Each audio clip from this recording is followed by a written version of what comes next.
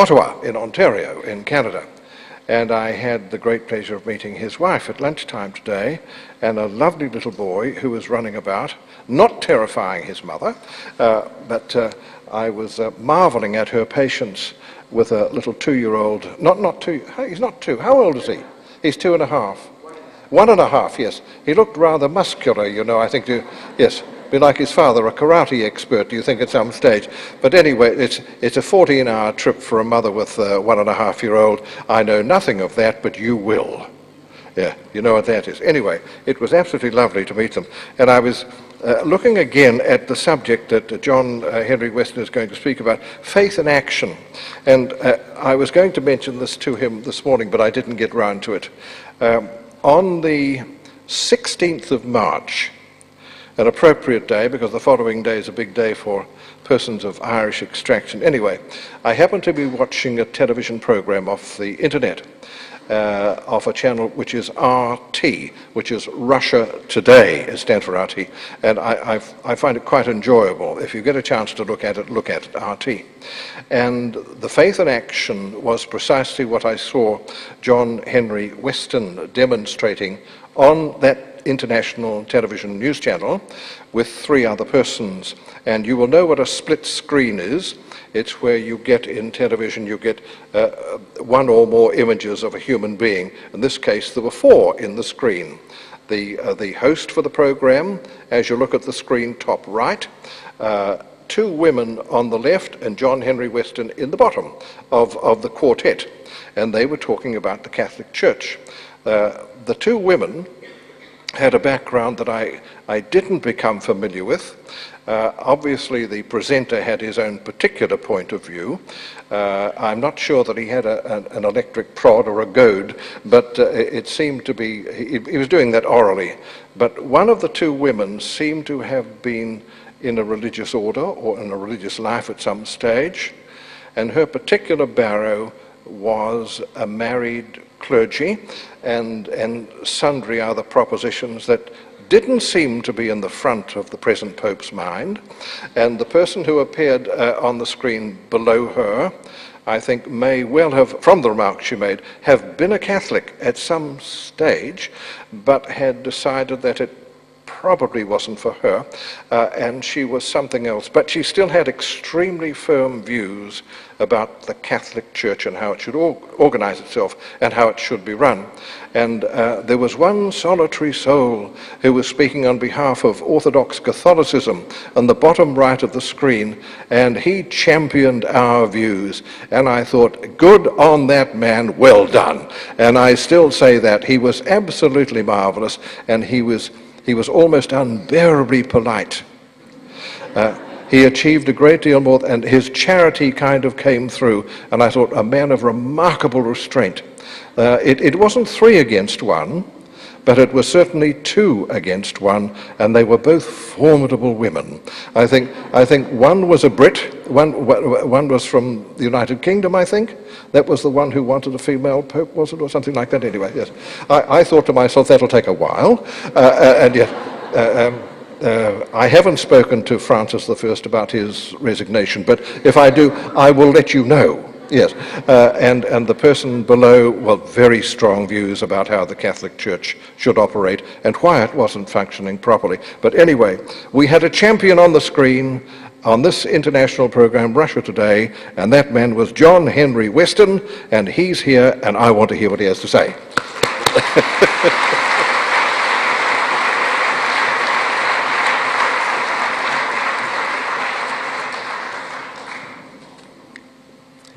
It is a great joy for me to be with you today. Hasn't this been awesome so far? I mean, you come and you expect, okay, what are we going to expect? And you get here and you have a mass opening with the bishop celebrating, who most of you probably know is the son of a great pro-life activist. And then you have Colleen Bayer address us, this great example of a pro-life leader who herself has adopted 3 children after having one of her own as well, and tells us of the horror of just the death toll in terms of abortion all around the world, and yet the great hope she still has. And then we're melted today with the Sisters of Life who come, and really what it demonstrated to me so powerfully this morning was these women are able to reveal their close, loving relationship with Christ. While Sister Bethany was speaking this morning, I looked over at the open heart of Jesus, pierced with a lance, and I said, yes, he let his love be known. And here are these beautiful women telling us of their own loving relationship with Christ. It's an amazing love story which was brought out so powerfully and so forcefully. Really, what does that do for us? It brings us to, hey, I want that relationship. And it's harder for men to express, but the women do it so beautifully. And yet, as men, we realize, oh my gosh, we're called, as all of our sisters are, to that self-same relationship with Jesus, that one-on-one intimate union with Christ. So I've been so blessed to be here already. And it is a great honor and privilege for me to be here because, you know, I was on the other side. I wasn't where you guys are sitting. I was on the other side. I was raised to be where you guys are sitting. My dad was a very holy Catholic. In fact, he was a daily mass, daily rosary kind of Catholic. He stayed single till he was in his 40s because he thought he was called to be a priest, but then heard audibly he was called to marry, and so then he consented to marry. Thanks be to God, because I wouldn't be here. But he was an amazing Catholic also in my own upbringing. I remember when I was 8 years old, he would tell me, I would rather see you drop dead now than fall into a life of sin. That means when you're 8 years old, you're thinking, what does that mean? As you get older, you realize, oh my gosh. But he was serious. He was a very loving father. He doted on us because, well, we were living in Toronto, which is a city, well, it's a huge city. Our population is almost the population of New Zealand. And that's where I grew up. It's very city life. It's very hard life in terms of the faith. It's not hard in terms of economic success because there's everything there, but in terms of the faith, it's a very hard life. Because everywhere you go, there's every stimulation for everything but the faith. There's massive posters showing you all sorts of filth to drag your mind into the gutter. There are availability of every kind of drug and thing you could imagine to drag you away from your relationship with Jesus, but there we were. And my dad would pray with us every night, pray the rosary. I remember when I was probably 9 or 10 years old, doing a cartwheel after saying the rosary because I felt we were in such close relationship with Jesus, it was awesome. I knew we were going to go to heaven, and it was amazing. When I was about 11 years old, maybe 12, my friend, who was a year and a half older than me, really cool, he looked like the Fonz. If anybody remembers Happy Days, or maybe it's only an American program, but he had lots of girlfriends all the time, and everybody thought he was cool, and this was a Portuguese friend of mine, and he looked like the Fonz. He had that wavy hair thing going. And so he was like my hero. And one day, we were together, and he said to me, you know, I swear to God, blah, blah, blah, blah, blah. And I knew he was lying. And I sort of freaked out. In fact, I stepped back from him thinking the lightning's going to come down, and I don't want to be near that scene. And I sort of told him, I said, hey, you said, I swear to God, and you were lying. Look, I know you were lying. And remember, I'm like 10 or 12 years old, somewhere around there. And he said, I don't effing care about the blood. And he used so many swear words that I'd never heard before. And I was like, oh my Lord, what am I going to do now? And I had a decision to make right there. I had a big decision to make. I had a decision to make whether to go with my friend, to be cool in the eyes of the world, and to leave my Lord, or to stand up for my faith, the faith that I had received from my father. And I didn't choose the right path. It wasn't soon after that we were in a alleyway on our street in Toronto. And again, we're in our either late 12-year-old or early teen. And we found a stack of pornography this high. And we took it and we hid it somewhere into one of those spots where you go as boys, you go and We left it there and went back to it and back to it. And that started my life's downward spiral, because soon enough I became addicted to pornography. Soon enough, when my dad was insisting I would go to Mass, I would go to church. I would grab a bulletin from the church before I went to play pool with my friends, and then bring it back home and say, "Here, Dad, here's the bulletin, see you later." I started noticing strange things. I've been wearing a scapular probably since I was 3, probably before that, because my dad was that way. And I noticed that when I was looking at pornography or going to or something like that, all of a sudden, I'd go, "Oh, what is that itchy thing? Oh, it's my scapular." You know, it's funny because I've been wearing it since I was 3. I never felt the scapular before in my life. It's there. It's part of my clothes all the time. Although when I went to do something sinful, oh my gosh, it's that thing. And so eventually, guess what? I took it off. Surprise, surprise. When I was 14 years old, my dad gave me a book called True Devotion to Mary. True Devotion to Mary is one of the most important books in the church next to the Bible. You have the Bible, you have the Catechism, and then you actually have True Devotion to Mary. Does that sound weird? How many of you have heard of True Devotion to Mary? Okay, that's not every hand. Every hand has to be up for that question, because True Devotion to Mary said Pope John Paul II, who, by the way, his motto, Totus Tuus, was taken from St. Louis de Montfort. He said of that devotion, this devotion, by the way, this is a direct quote, is indispensable to anyone who wants to give themselves to the work of Christ and redemption. Guess what that means? It's indispensable, period. Indispensable means you can't do without this. And so I had that book on my bookshelf from the time I was 14. I read the first page and I went, nah. And I left it on my bookshelf. Eventually, though, I got girlfriends and all sorts of nasty things and wasn't living a life worthy of the name Catholic. And that book on my bookshelf was bugging me because it was where I slept. And I would get up in the morning, I would see Our Lady's face in the front and True Devotion on the side. You know, so I threw it away. I used to go clubbing in Toronto. Thank God I didn't get into drinking or drugs, but I loved dancing. I would go to dance clubs and spend the night dancing. I would come home at 2 and 3 in the morning, and I would see my dad. Remember, he was in his 40s when he got married, so he was an older man already when I'm in my mid-teens, and I had fake ID so I could get into the clubs, of course. And there I am dancing till 2, 3 a.m., come home, and there's my dad still kneeling by his bedside praying. And my response wasn't, "Oh, wow, he must really be committed." It was, "What a silly old man." Oh, for crying out loud. Sometimes when I came home at 2 or 3 in the morning, he was still kneeling by his bedside, but he had fallen asleep, so he's sort of like this on the bed. And it was a joke to me. It was retarded. You know, it wasn't only me picking on him.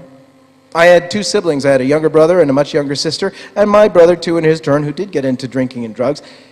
He, too, was like, "Oh, man, the guy's always with his head in the clouds." But it wasn't only us, it was our mom, too. You see, my mom was a Catholic, but she wanted a normal Catholicism. She wanted a Sunday-only type of Catholicism. Maybe, you know, Christmas and Easter for sure.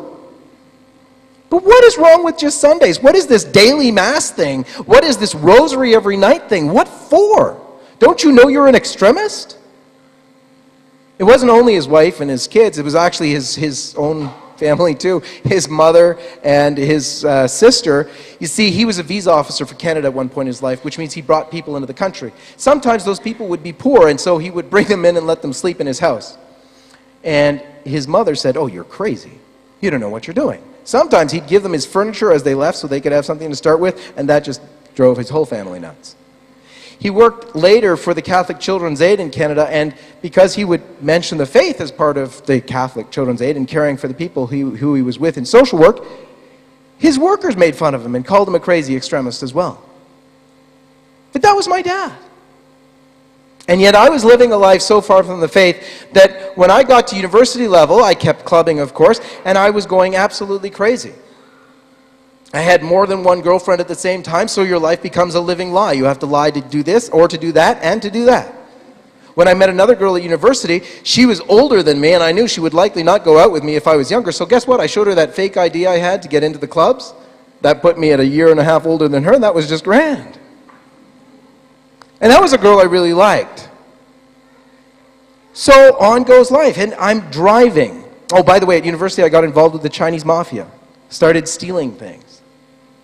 And I was driving like a demon because everything was cool, and that was cool to do. And so I was driving, and in 1 year, I got 18 infractions with parking tickets, speeding tickets, car accidents. I had like 3 or 4 car accidents at the time.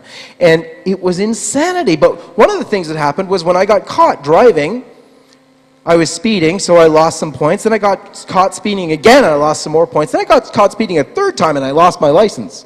But of course, when you're a perpetual liar, that doesn't matter to you at all, because you keep going, it doesn't matter. And so I did. I kept driving without a license now. And I got, lo and behold, caught speeding again. But when you're a perpetual liar, there's no problems in your life, right? So I said, I'm my friend. I was smart enough to know his birthday, his home address. And I said, oh, officer, I forgot my license. My name is Walter Ferreira, and I live at such and such. And the only problem was when my friend Walter got the ticket, he said, yeah, it wasn't me. Sorry, I don't drive that car. And here is where I was on that day. Of course, the police have these awesome methods of research, so they were able to track down the car to me. And came to my home and knocked on the door and got my dad at the door. And they said, we need to talk to John Henry Westen. And my dad, Henry Westen, said, what's this about? We need to talk to him, sir, right away. So, me and my blissful life upstairs doing whatever I was doing, gets called downstairs, there's the police here to see you. And all of a sudden, I had that sinking feeling. That crazy sinking feeling, which I was never far from. You remember, my whole life was a lie. One girlfriend would find out some little hint of something, and that sinking feeling was there. So I was always on the verge of that sinking feeling anyway. Your life, when you're living a life of sin, might look all fine and dandy from the outside.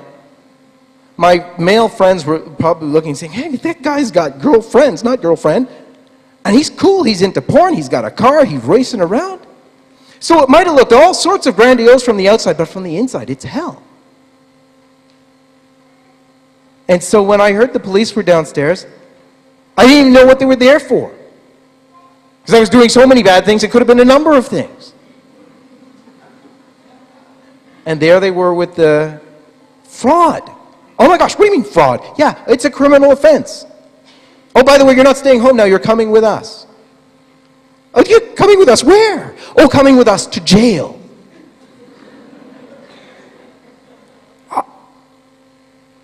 I was shattered. I thought, this is insanity. He's finally caught up with me. Oh crap, now what do I do? I remember I went to the holding cell, and literally I didn't know what to do, so I stood on my head. It was nutso, because I thought my life is upside down. And it truly was. You know, my girlfriend was holding my bail papers for me to get back to the court. And my lawyer somehow showed up late, and we were late, and my girlfriend had ripped up my bail papers. At that point in my life, I realized one thing. Okay, I'm going to lose my freedom. I have a nice university career going. I don't pay much attention to it, but it's going well. I've been gifted, so I'm able to do well in school, and I've been gambling, so I've been able to pay for things. And my whole life is going here. The only girl that I actually care about is just torn up my bail papers, and she looks like she's leaving. I'm losing my education and my freedom. This sucks, is what I said back then. And that's when I knew I had to turn around. That's when, you notice how God does that? Oftentimes, you can't get there when you're riding high on the hog of life. You have everything you need, everything's good. But when things hit and when you're in need, that's when we turn to our Lord. And that's what I did.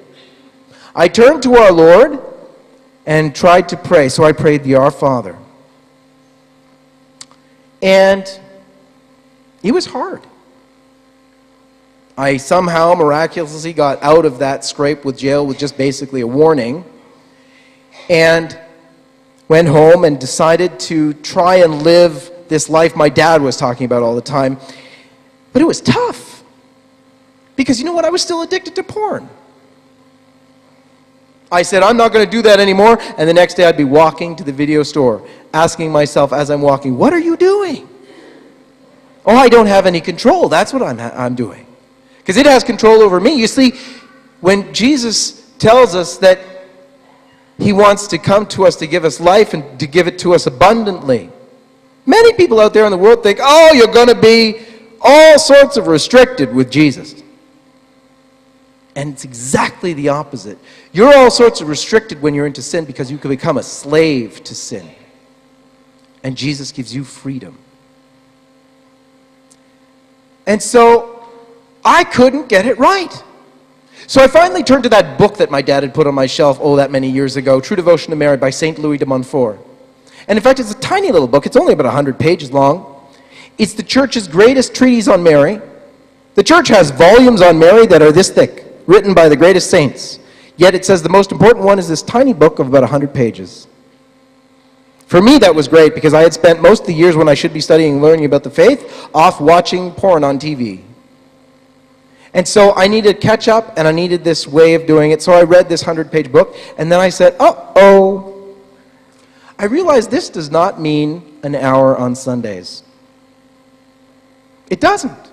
This means all day, every day, giving your life to Jesus Christ through his Holy Mother Mary. Every thought, every word, every deed, everything you do. And then I had a big, big problem. You see, I was ready to do Sunday mornings. 1 hour Sundays, that's not too much to ask. But this thing was your whole life, and I was thinking, well, I'd even do it if it was real, and that's the big problem. Is it real? See, over the last 7, 8 years, I had been telling myself God isn't real. Because when your conscience bugs you, you got to get rid of it somehow. So I told myself, God isn't real.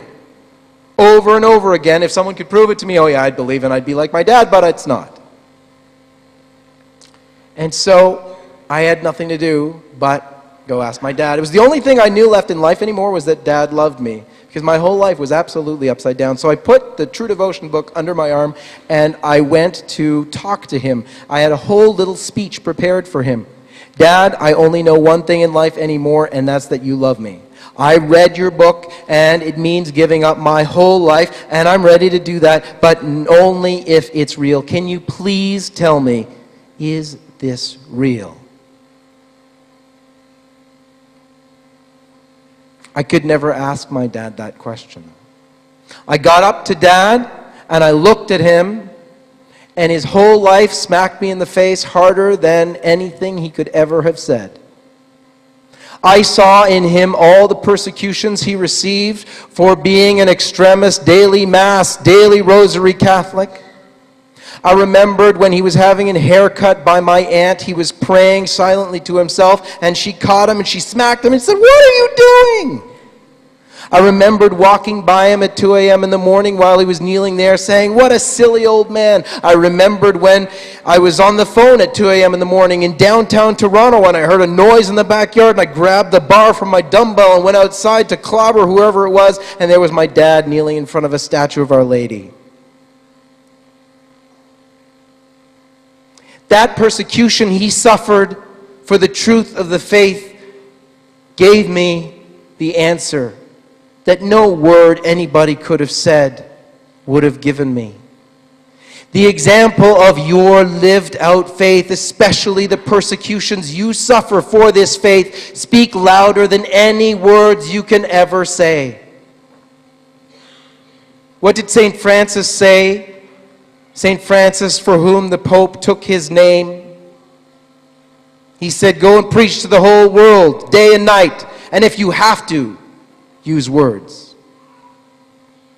Because it's the example of your lives that will change hearts. From that day, I practiced true devotion, and I was given a miraculous healing from my pornography addiction. I was given so many blessings in my life that they can't even be recounted. I went from someone totally on the other side to someone committed to Christ through his Holy Mother and was blessed for it in unbelievable ways. That girl who held my bail papers became my wife.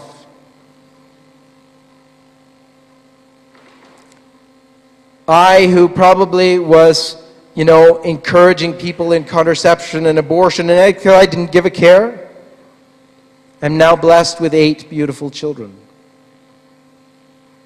The journey of faith takes you to different places in different ways. I finished my master's program at the University of York in Toronto, and I got a scholarship to do an MA.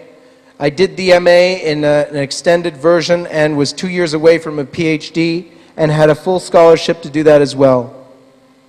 When I felt called to leave the program, it was very strange because I had a $16,000 scholarship and, as I said, 2 years away from the PhD, and I was only 23 years old. I had just married, and we had moved out of the Toronto to raise our children in the country of Canada so that we'd be away from the city and all of its horrors. We call ourselves refugees from Sodom and Gomorrah, living where we do. And I told my wife at the time, who was actually at the time a Protestant, and I'll tell you about that tomorrow, but I told my wife at the time, don't worry, St. Joseph will find me some work. I had worked already for a year at this point, volunteering for homeschooling families who wanted to have their kids taught in kind of a private school thing. They didn't have any money for it, but I felt I owed something back to society, and by the way, they told me I could teach religion from the catechism and history from a Catholic history book to an all-Protestant school. So I knew that was God. And so I did that. A year later, of course, our student loans came due, which means we owed lots of money. My wife was a teacher, went to work as a teacher, and I kept telling her, don't worry, St. Joseph is going to find me something to do. I remember being at a daily mass one summer in a town where my in-laws have their cottage, and we were there, and I went to daily mass. It was like a Tuesday or something. And after Mass was saying a thanksgiving after receiving our Lord in the Blessed Sacrament, His presence is with us after we receive Him for 15 minutes at least. So I was there saying the thanksgiving. Usually when I finished that, and you can only do that when you don't have children yet, by the way, you look up and the whole church is evacuated and likely the priest has already locked the door and you have to find a way out. But this particular time, there was a woman in my aisle who had a head covering on, so I wondered what that was all about. And as we were leaving, the priest said to us, oh, are you two together? And we said, no. And so he introduced us to one another and then excused himself. And we were sort of left there. And you know when you're left there with somebody, you kind of want to make small talk. So you say, hi, how are you? And she said to me, shh, we shouldn't talk here. We're in front of the Blessed Sacrament. And she proceeded outside the church. And I was proceeding after her outside the church, and I turned around to Jesus in the Blessed Sacrament, and I said, aha, she's one of yours, eh? And out of the church I went. And as I met her on the steps of the church, she said to me, I kid you not, do you have a job? I had never met this person in my life before. I had not told anybody what I was doing. I didn't even write it down on one of those little pieces of paper and put it under the statue so she could have maybe read it or something. Nothing. Yet she tells me the first thing she says is, do you have a job? And I said, no. She said, good, I have a job for you. And at that point I knew whatever she says is God telling me what to do. So she said, the interim newspaper, the pro-life newspaper of Canada, needs people to sell the paper. And I said, okay. So she gave me some contact information, and I raced back to the cottage where my wife was staying with her parents. And I said, I told you St. Joseph would get me a job. And I said about the interim newspaper, Canada's pro-life newspaper, needs people to sell the paper, and that's what I'm going to do. And her response was something like, do you mean to tell me you gave up 7 years of post-secondary education and turned down your PhD scholarship so you could become a paper boy? Her father was similarly unimpressed, but I was undaunted. In the next 3 weeks, I sold 3 subscriptions to the paper, one to my dad, one to the local church, one to somebody else. and went down 3 hours to Toronto for the interview. And there at the interview, I learned that they didn't only want me to sell the paper, they wanted me to sell ads in the paper. So I said, great. And I was leaving to go back the 3 hours home. They said to me, do you want to meet Jim Hughes?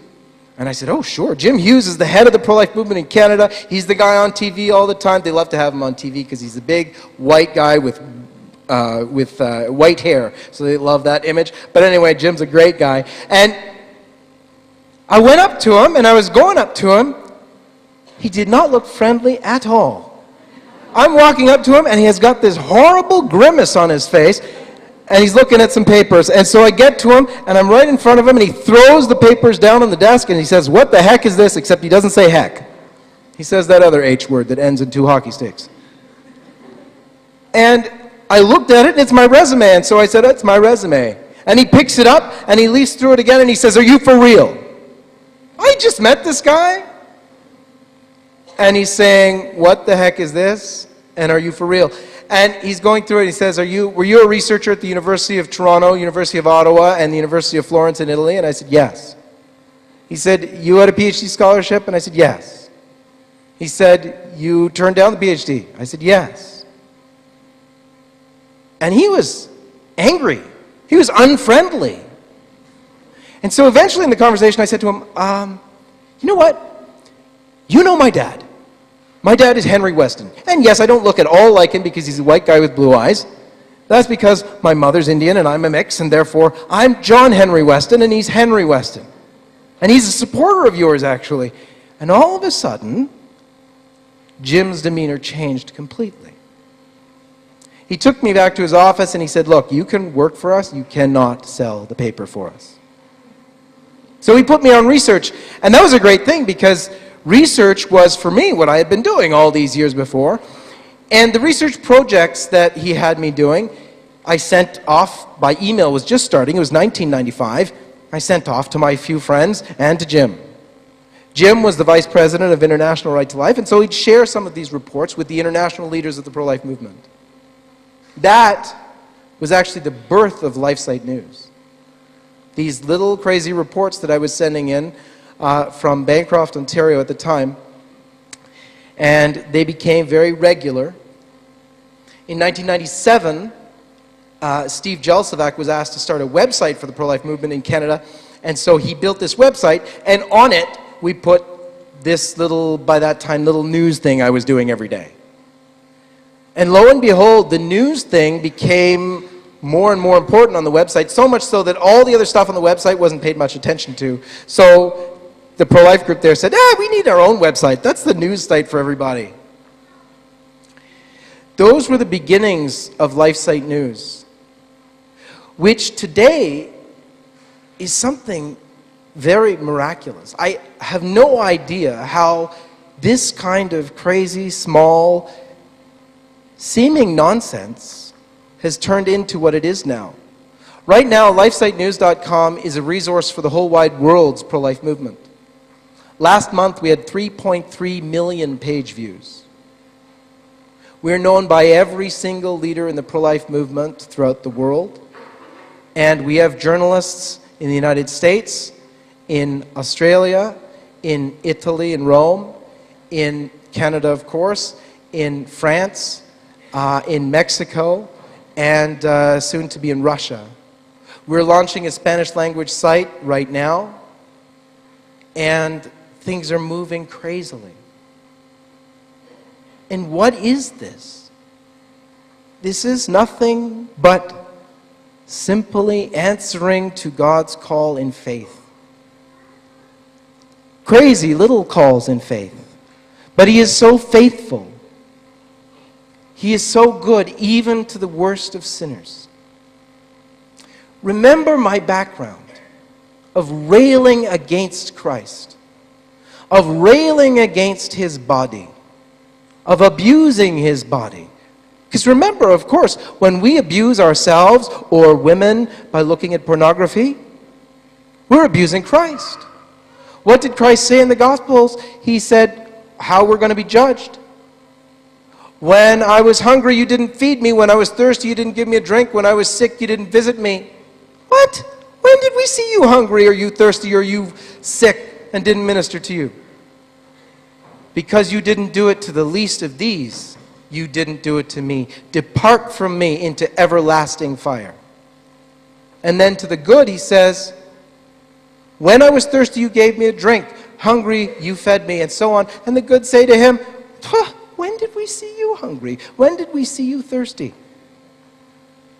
Because you did it to the least of these, you did it to me. That's what we're doing with pornography. That's what we're doing with masturbation. That's what we're doing with abortion. When I was an unborn child in my mother's womb, did you do anything to save me? The whole question of life played a big part in our faith life as well. You see, after I left the PhD program, I had my classmates tell me, oh my gosh, what are you doing? But the oh my gosh, what are you doing got a whole lot worse when we started having children. Everybody's fine when you have one children and then two sometimes. But when you have your third child, people look at you and go, what happened to you? You had the perfect family. You had a girl first, then a boy. That's it. Oh, that was an accident. We'll forgive you the one. But then when we have your fourth child, they go, okay, something's really wrong with you. I remember the famous line is always, don't you know what causes that? And my favorite response is, yes, and from now on we're keeping our toothbrushes in separate glasses. When we had our fifth child and our sixth child, people started to really wonder, and our parents were reacting too. Not my dad, of course, but my wife's parents and my other family members. And it was a hard thing, except we had swallowed this truth. If you're going to give all over to Christ, give all. And why not also your fertility? Because God is not going to curse you with 100 million children.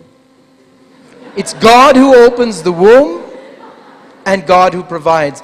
You know, when I was having these many children, the idea was from my colleagues and from my friends, you know, you're doing something very careless and stupid. You are relegating yourself to dire poverty and your children to being stuck in the middle of nowhere, always and forever in poverty, and you're subjecting them to that. Are you comfortable with that? And you know, some amazing things happened. One amazing thing that happened, and because God is so faithful, He is so very generous to us. One of the things that happened is when we had 5 children, and my wife was pregnant with our 6th, we got a call from an aunt of mine. And she said, I'd like you and your whole family to come to Germany. And I almost laughed out loud on the phone, but I didn't want to be rude. So I said, oh, I'm sorry, we'd love to come. We could never afford it. That's okay, but it was a nice thought anyway. And she said, no, you don't understand. I've inherited a house here in Germany, and I want you all to come over and stay in the house, and you can use my car. And then when you leave, I'm going to sell my house and pay for your trip.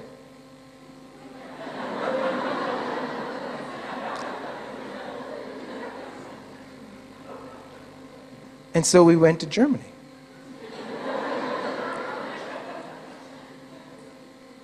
God's generosity is completely and utterly overwhelming.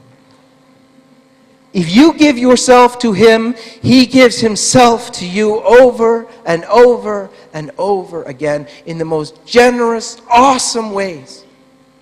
He sits in the Blessed Sacrament day after day, night after night, begging for your visit. And who is this? This is the King of Kings, the Lord of Lords. We're all impressed when we can get a politician to talk to us. Gosh, if you had an opportunity to meet the Prime Minister, how many here would go? The Prime Minister would like to see you in his office, private audience just for you. How many of you here would actually go? Even if you had to drive for a long time or get up early in the morning, I think you would. Yet the King of all the Prime Ministers sits there waiting for us. I'm gonna conclude with a little story of what happened to us in Germany. So we're in Germany, and on the plane already, people started calling us the crazy family because we had 5 kids, and my wife was already very visibly pregnant. And there we are in Germany, and went to this beautiful place called Aachen. Aachen is a place in Germany where actually Constantine was there, and he divided up in this church in Aachen the Holy Roman Empire between his sons and so on, and his throne was there. And so we're at this church, and remember Constantine's mom is St. Helen, and she found the true cross. And when they found the true cross, she got all sorts of gifts from the Vatican, from the Pope, because she found the true cross. They knew it was the true cross by that miracle of the cure of somebody. And so she got all these really neat relics. One of the relics was the veil of Our Lady.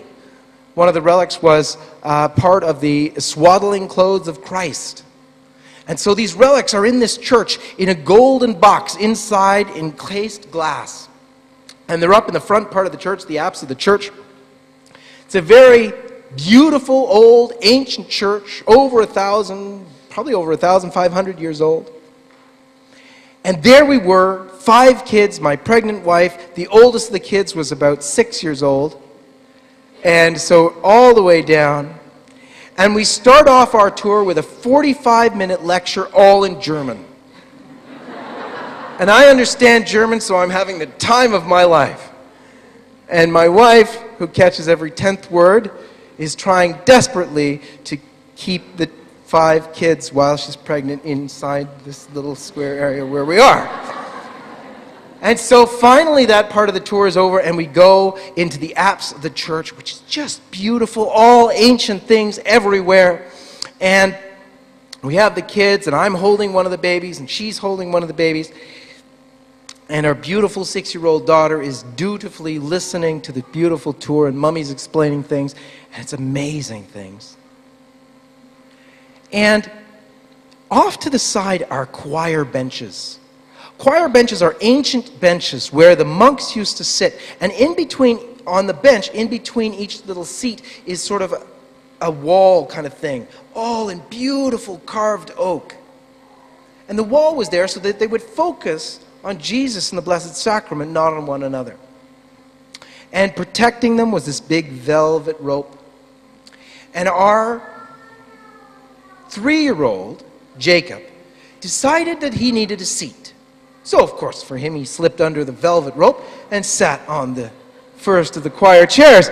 And you know how parents get back their kids when you really can't make any noise because there's a tour going on and it's in a stone church, so every sound echoes, echoes, echoes, echoes. You do the look. You know the look? And you know the look that kids respond with when they're going to look at you and tell you something else? And so here's what Jacob did. He's on the choir bench and he went, ho-ho! To the next one, and to the next one, and to the next one, all the way down to the end of the church. And by that point, you're sweating. You're thinking, I can't do a thing, but this is absolutely insane. Finally, he gets to the end. He's kind of bored with the game, so he comes back. I'm saying, that's it. You guys are all staying here. There's no, you look, just. So the tour's going on, and of course, I'm distracted with it because it's amazing. We're in this ancient church, and I'm watching the tour now, and in the middle of the apse of the church is this chained-off area with big, fat, ancient chains, and on the floor there is a beautiful carved marble thing that says it's the tomb of Emperor Otto III. And so we're watching, and they're explaining how this beautiful mural is up there on the wall, and I hear, and I look, and there are 2 of my oldest boys swinging the chains. And there is my 2-year-old John Paul, and he is on top of the tomb of Otto III, jumping up and down. And that was it. That was it. I went and I scooped up John Paul, and I told each of the older boys, look, one my pocket, the other pocket, do not let go. And I've got one baby and John Paul. No, my wife had the other baby. So I have John Paul, and I'm holding him probably a little too tight. Now John Paul has no more use of his limbs. He can no longer run away, but he has one thing left to do. And oh my word, did he ever whack.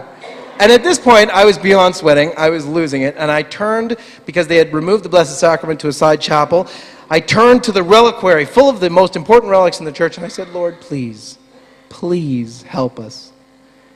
And I kid you not, I regard this as an absolute miracle. I turned around there in this ancient church in Germany, in the apse of the church, and I looked, and down there by my feet was an unopened pack of gummy bears. And I picked it up and I opened it up and we went, "Woo!"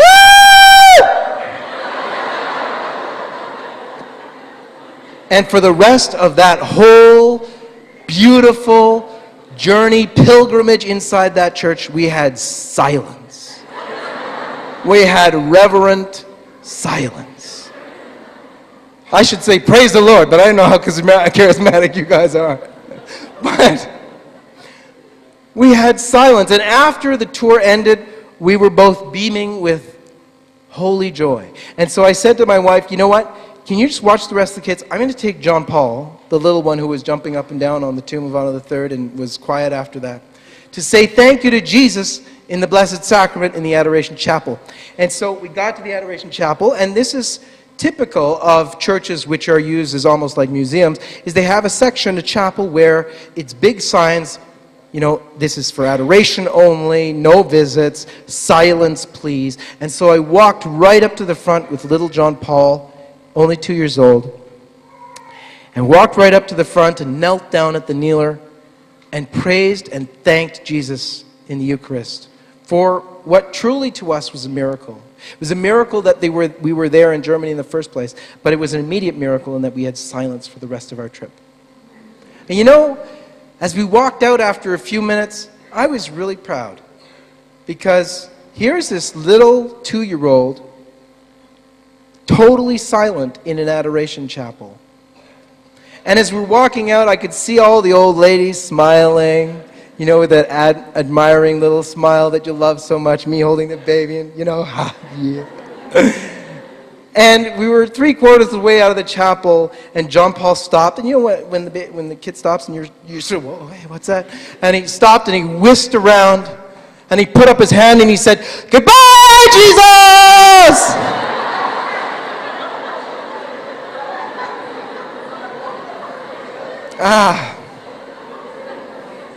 And out went the pride, and we were back to beautiful humility. But the beautiful thing is, my friends, you can walk and live this life of faith, fully, completely, and totally abandoning yourself to Christ. The best way through His Holy Mother. He is ever faithful and will never let you down. You will experience crosses. But in those crosses and in those persecutions that you suffer for the faith, you will never, ever be a more powerful witness to the truth of Jesus Christ. God bless you, my friends.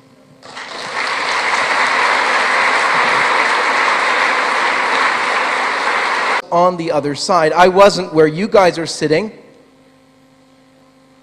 I was on the other side. I was raised to be where you guys are sitting. My dad was a very holy Catholic. In fact, he was a daily mass, daily rosary kind of Catholic. He stayed single till he was in his 40s because he thought he was called to be a priest, but then heard audibly he was called to marry, and so then he consented to marry. Thanks be to God, because I wouldn't be here. But he was an amazing Catholic also in my own upbringing. I remember when I was 8 years old, he would tell me, "I would rather see you drop dead now than fall into a life of sin." That means when you're 8 years old, you're thinking, what does that mean? As you get older, you realize, oh my gosh. But he was serious. He was a very loving father. He doted on us because, well, we were living in Toronto, which is a city, well, it's a huge city. Our population is almost the population of New Zealand. And that's where I grew up. It's very city life. It's very hard life in terms of the faith. It's not hard in terms of economic success because there's everything there, but in terms of the faith, it's a very hard life. Because everywhere you go, there's every stimulation for everything but the faith. There's massive posters showing you all sorts of filth to drag your mind into the gutter. There, Bayer address us this great example of a pro-life leader who herself has adopted 3 children after having one of her own as well, and tells us of the horror of just the death toll in terms of abortion all around the world, and yet the great hope she still has. And then we're melted today with the Sisters of Life who come, and really what it demonstrated to me so powerfully this morning was these women are able to reveal their close, loving relationship with Christ. While Sister Bethany was speaking this morning, I looked over at the open heart of Jesus, pierced with a lance, and I said, yes, he let his love be known. And here are these beautiful women telling us of their own loving relationship with Christ. It's an amazing love story which was brought out so powerfully and so forcefully. Really, what does that do for us? It brings us to, hey, I want that relationship. And it's harder for men to express, but the women do it so beautifully. And yet, as men, we realize, oh my gosh, we're called, as all of our sisters are, to that self-same relationship with Jesus, that one-on-one intimate union with Christ. So I've been so blessed to be here already. And it is a great honor and privilege for me to be here because, you know, I was Ottawa in Ontario in Canada, and I had the great pleasure of meeting his wife at lunchtime today, and a lovely little boy who was running about, not terrifying his mother, but I was marveling at her patience with a little 2-year-old, he's not 2, how old is he? He's 2.5. 1.5, yes. He looked rather muscular, you know, I think, yes. Be like his father, a karate expert, do you think, at some stage? But anyway, it's a 14-hour trip for a mother with a 1.5-year-old. I know nothing of that, but you will. Yeah, you know what that is. Anyway, it was absolutely lovely to meet them. And I was looking again at the subject that John Henry Westen is going to speak about, faith in action. And I was going to mention this to him this morning, but I didn't get round to it. On the 16th of March, an appropriate day, because the following day is a big day for persons of Irish extraction. Anyway, I happened to be watching a television program off the internet, of a channel which is RT, which is Russia Today. It stands for RT, and I find it quite enjoyable. If you get a chance to look at it, RT. And the faith in action was precisely what I saw John Henry Westen demonstrating on that international television news channel with 3 other persons. And you will know what a split screen is. It's where you get in television, you get 1 or more images of a human. And he was almost unbearably polite. He achieved a great deal more, and his charity kind of came through. And I thought, a man of remarkable restraint. It wasn't 3 against 1. But it was certainly 2 against 1, and they were both formidable women. I think one was a Brit, one was from the United Kingdom, I think. That was the one who wanted a female pope, was it, or something like that? Anyway, yes. I thought to myself, that'll take a while, and yet I haven't spoken to Francis I about his resignation, but if I do, I will let you know. Yes, and the person below, well, very strong views about how the Catholic Church should operate and why it wasn't functioning properly. But anyway, we had a champion on the screen on this international program, Russia Today, and that man was John Henry Westen, and he's here, and I want to hear what he has to say.